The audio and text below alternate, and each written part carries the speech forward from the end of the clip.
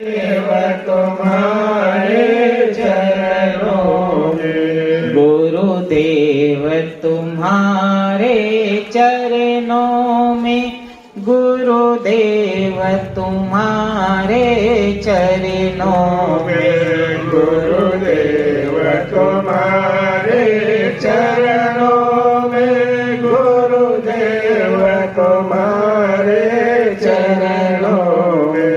सांसों में तुम्हारा नाम रहे, सांसों में तुम्हारा नाम रहे, सांसों में तुम्हारा नाम रहे, सांसों में तुम्हारा नाम रहे।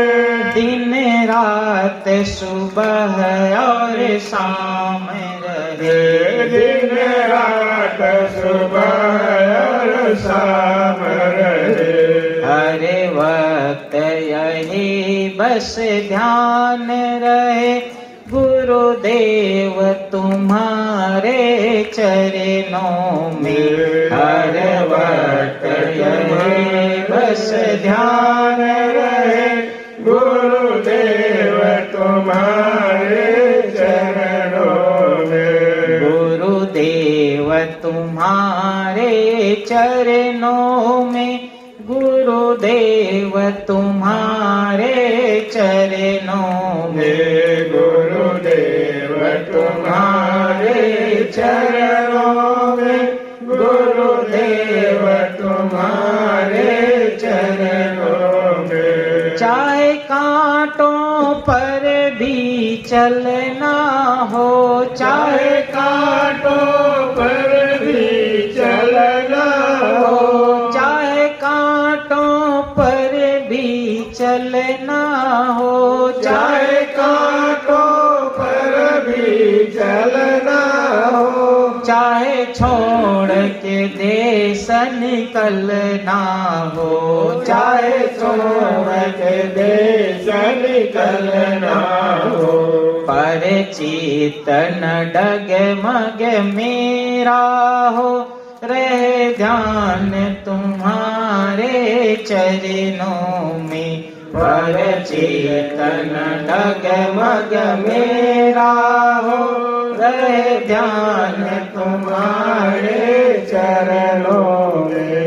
गुरुदेव तुम्हारे चरणों में, गुरुदेव तुम्हारे चरणों में, गुरुदेव तुम्हारे चरणों में, गुरुदेव तुम्हारे चरणों में, गुरुदेव तुम्हारे चरणों में, गुरुदेव तुम्हारे चरणों में, गुरुदेव तुम्हारे चरणों में, गुरुदेव तुम्हारे चरणों में। दुखियों का दुख मिटाते हो, दुखियों का दुख मिटाते हो, दुखियों का दुख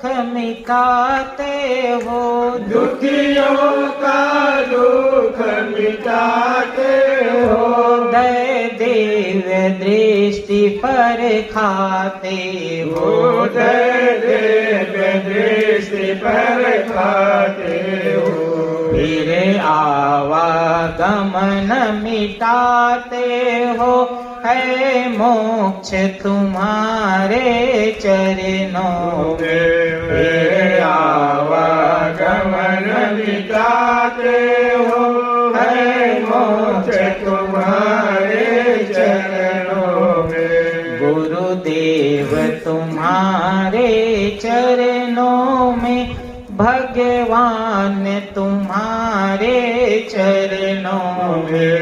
गुरुदेव तुम्हारे चरणों में, भगवान तुम्हारे चरणों में।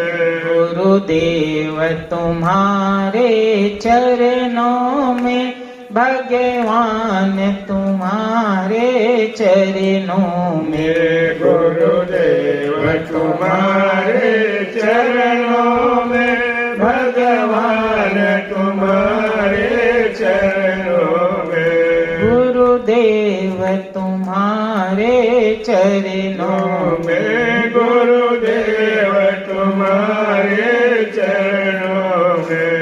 भगवान तुम्हारे चरणों में। भगवान तुम्हारे चरणों में। बोली सद्गुरु भगवान की जय, संत समाज की जय, भक्त समाज की जय, आज के आनंद की जय, साहिब को वंदनी साहिब।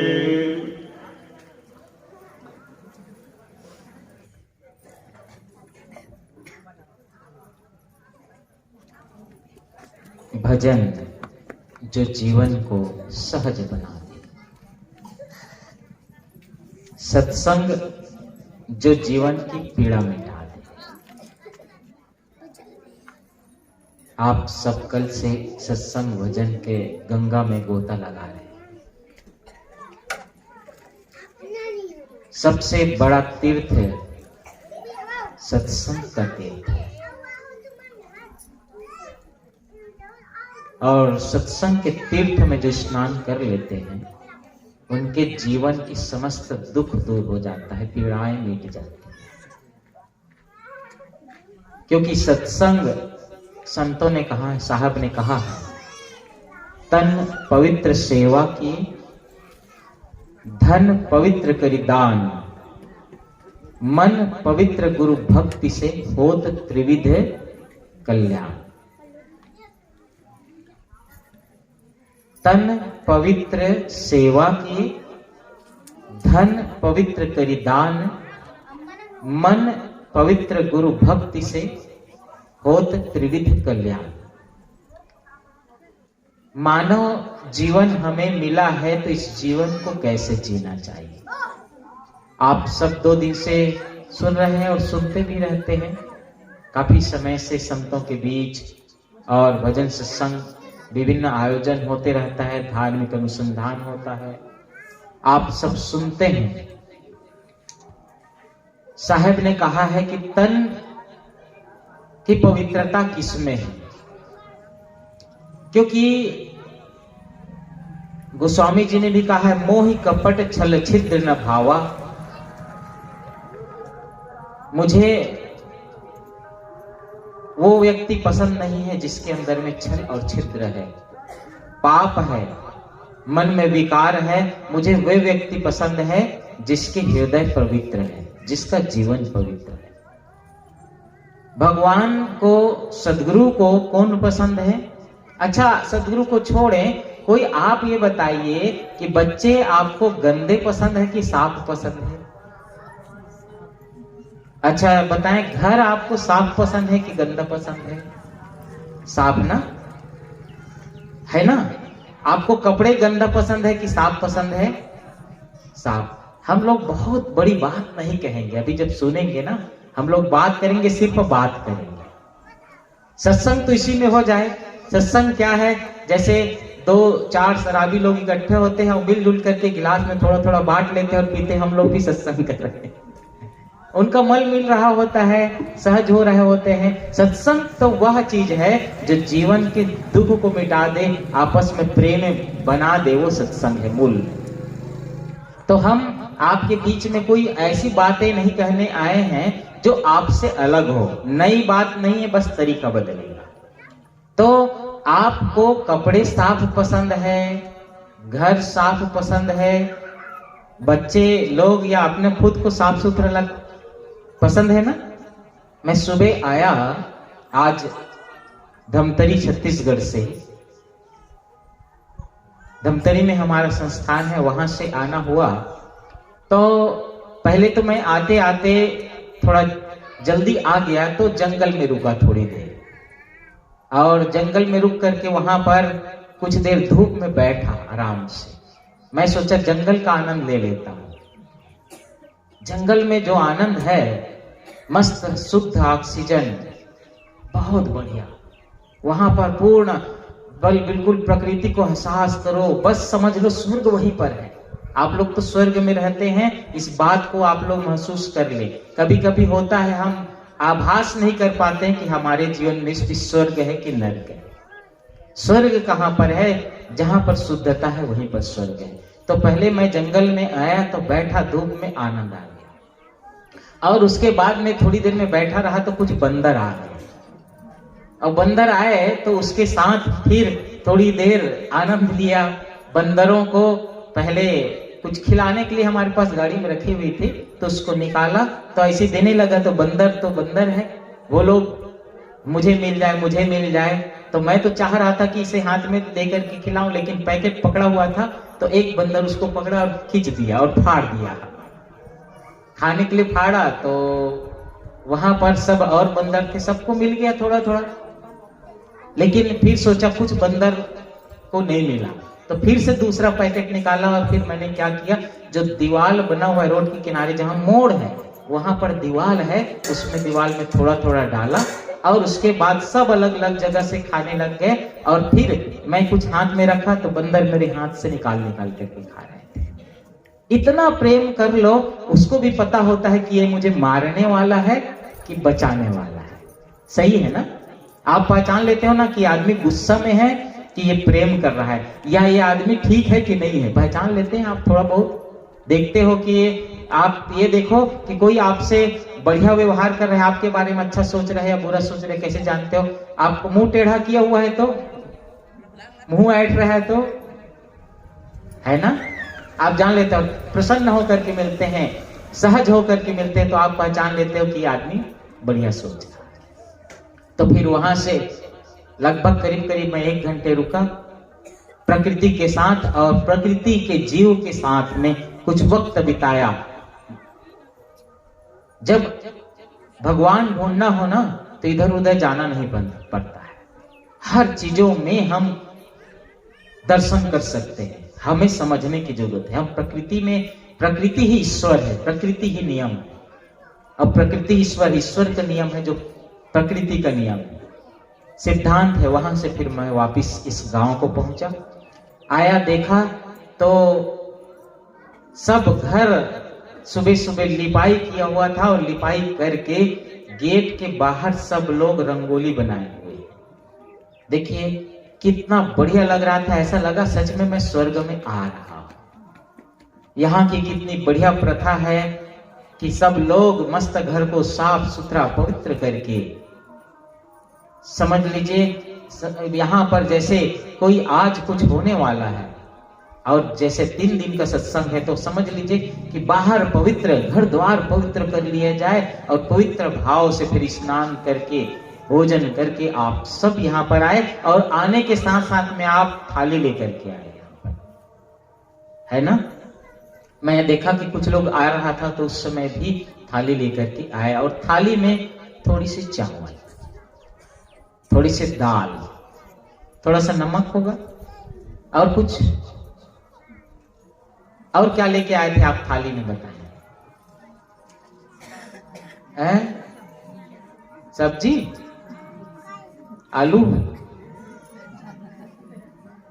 क्या लेके आए थे आप? थाली में कुछ लेके आए थे, उसको कुछ तो मैं देखा नहीं, कपड़े से ढक के लाए थे, लेकिन सोचता हूं शायद थोड़ा चावल होगा, थोड़ा सा उसमें दाल होगा, थोड़ा सा नमक होगा, और कुछ थोड़ा जोर से फूल पान। ठीक, फूल पान। अब फूल पान को तो कोई खाएंगे नहीं, साहेब वाला देथन दे कर सकती, वो साहेब बने। अब समझ गया।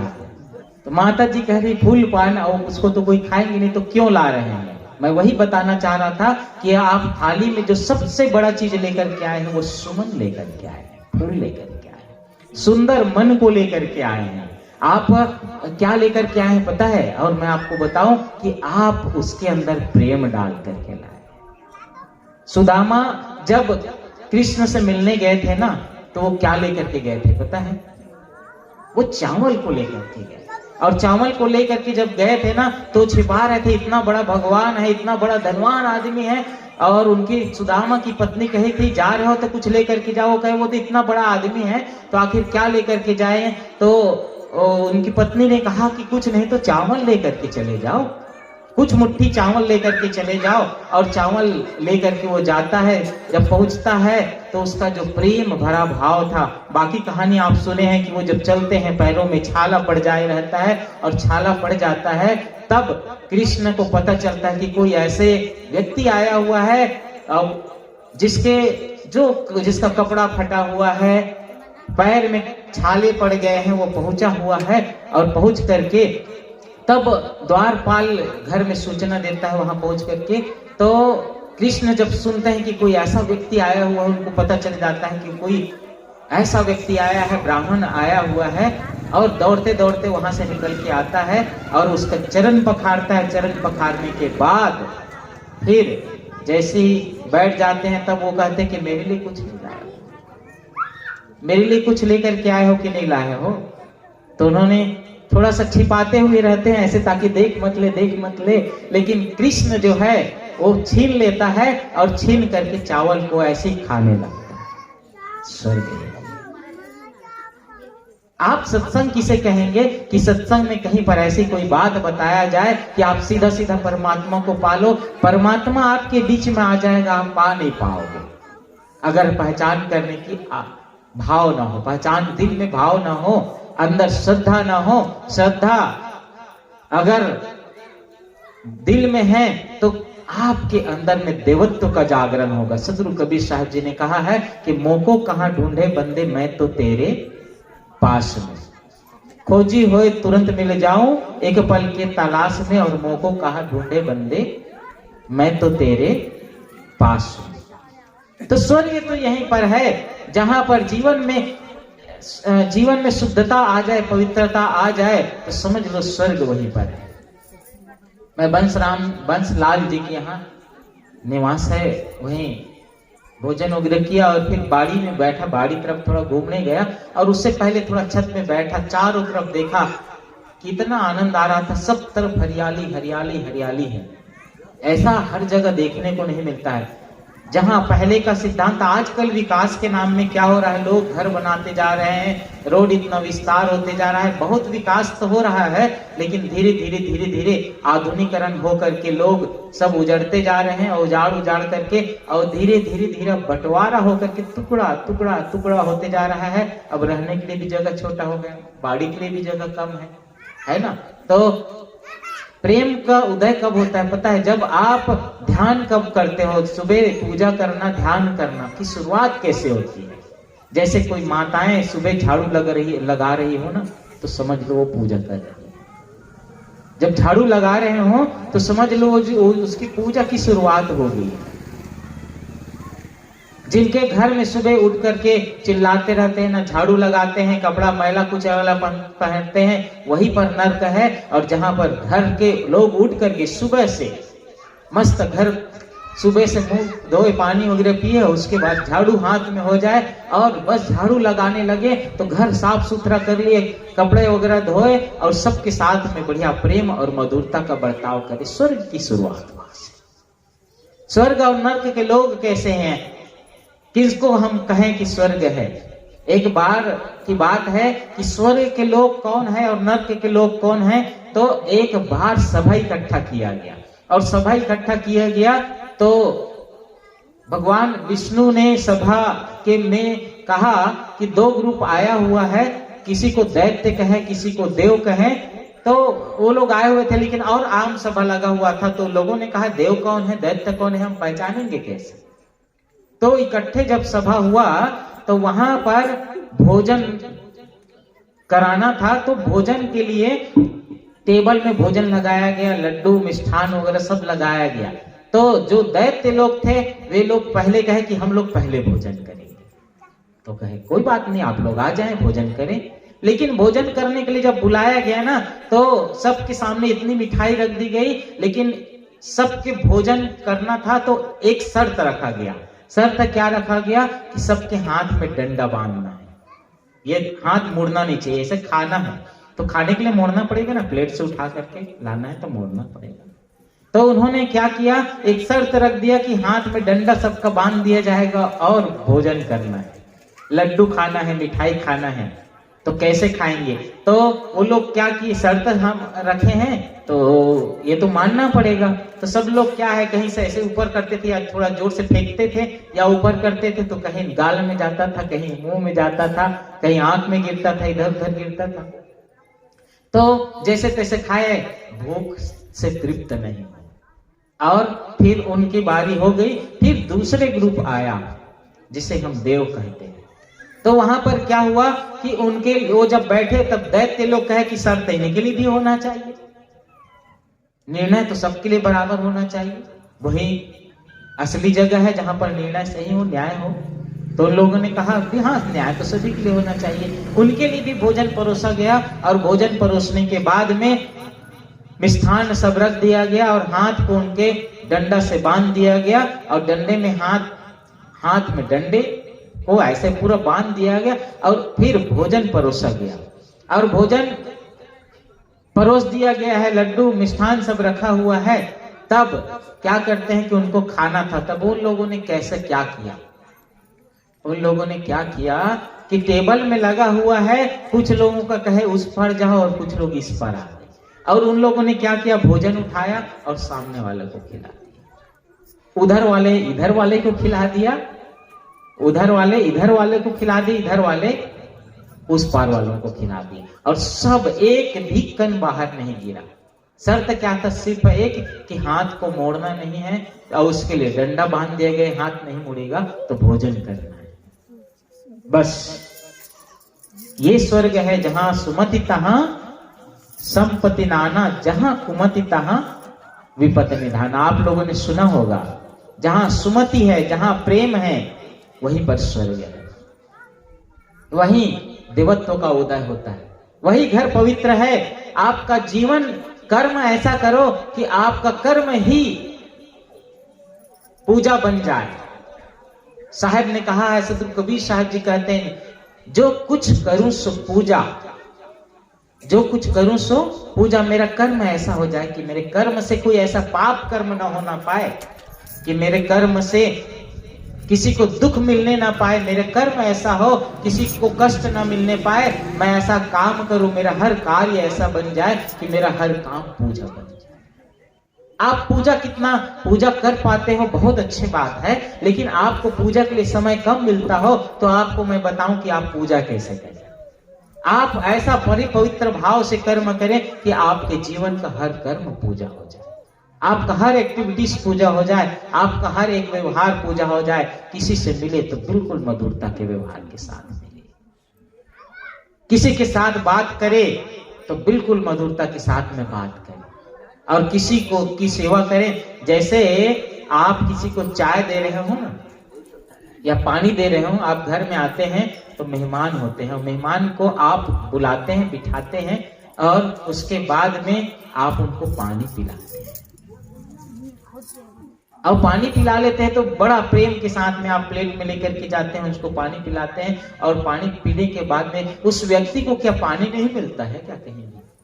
पानी मिलता है, लेकिन पानी मिलता है, लेकिन उस पानी के साथ में पानी के अंदर जो आपने दिया है वो पता चलता है कि आप अगर अनमने मन से दिए हैं, बिना प्रेम के दिए होंगे तो आपके व्यवहार में त्रुटि होगी। लेकिन जहां प्रेम होगा, बड़े भाव से आपने समर्पित किया, बड़े भाव के साथ में समर्पित किया होगा, और वो व्यक्ति उस पानी को ग्रहण कर कितना तृप्त हो गया होगा कि बस उस प्रेम में ही अमृत है, उस पानी में ही अमृत है। आप दूध पिलाओ ना पिलाओ वो अलग बात है, लेकिन कोई व्यक्ति आए तो उसको प्रेम से पानी पिला, समझ लीजिए आपने एक जीव की, एक परमात्मा की सेवा कर दी।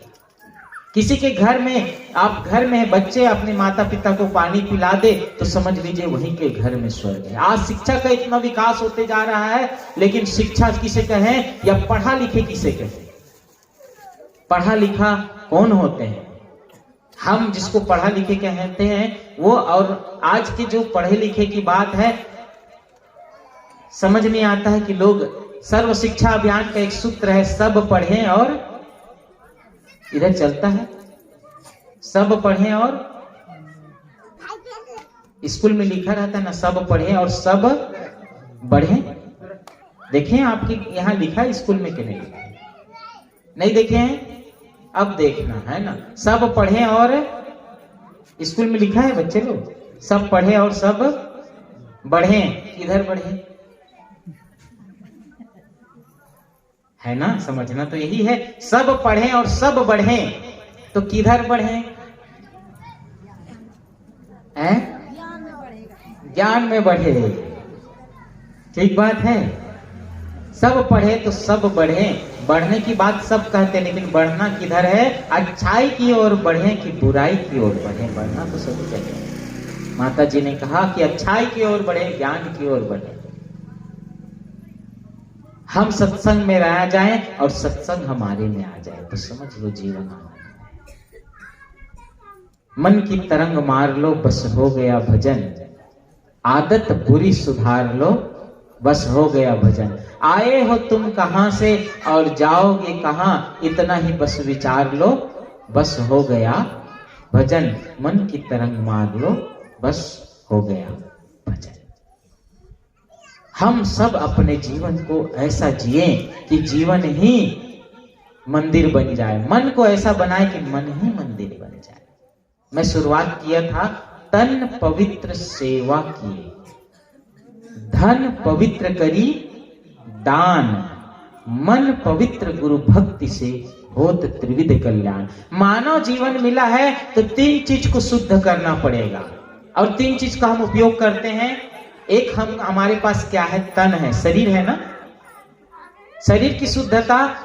और यह शरीर कब पवित्र होगा? एक पवित्र होगा अंदर की पवित्रता, और दूसरा पवित्रता है बाहर की पवित्रता। एक पवित्रता है कि सब लोग सुबह स्नान ध्यान बढ़िया किए और खूब मस्त क्रीम पाउडर खूब लगाओ, तेल बढ़िया लगाओ, अच्छे अच्छे कपड़े पहनो, चमक दमक खूब रहना चाहिए।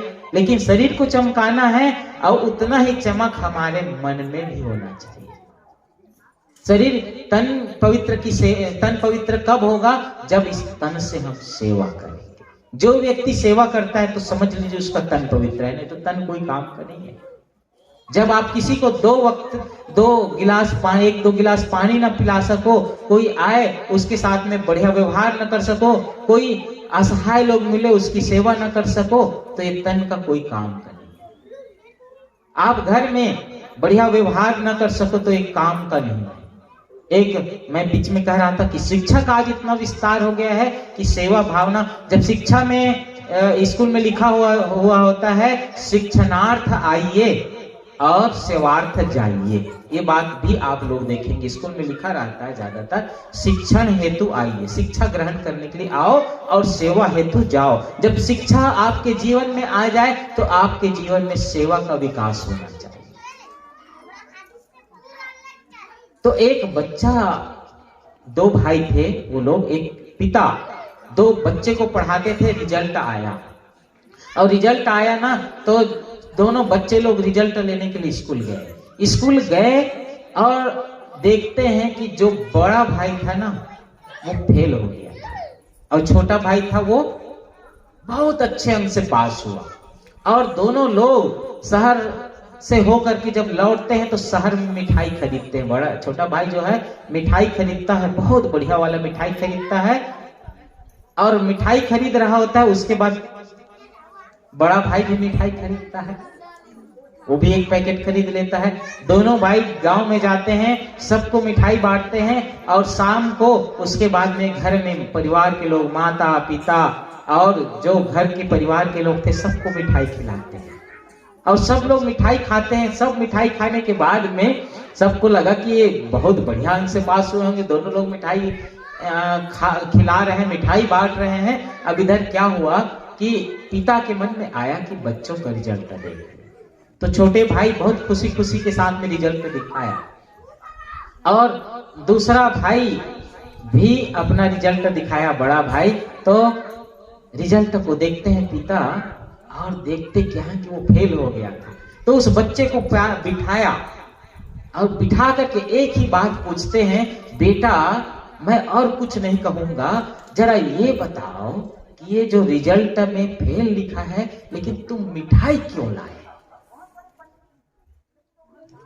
क्यों लाए, वो बस बता दो। उन्होंने कहा कि अभी तक आप रिजल्ट जब तक नहीं देखे थे और दोनों भाई हम लोग मिठाई बांटे, उसका मिठाई और मेरे मिठाई में कोई अंतर था क्या? कहे कोई अंतर नहीं था। खुशी मिली, आनंद आया, स्वाद मिला, बहुत बढ़िया भाव के साथ में सब आनंद लिए, कोई अंतर नहीं है। तो दोनों के स्वाद में कोई अंतर नहीं है, फिर भेदभाव क्यों?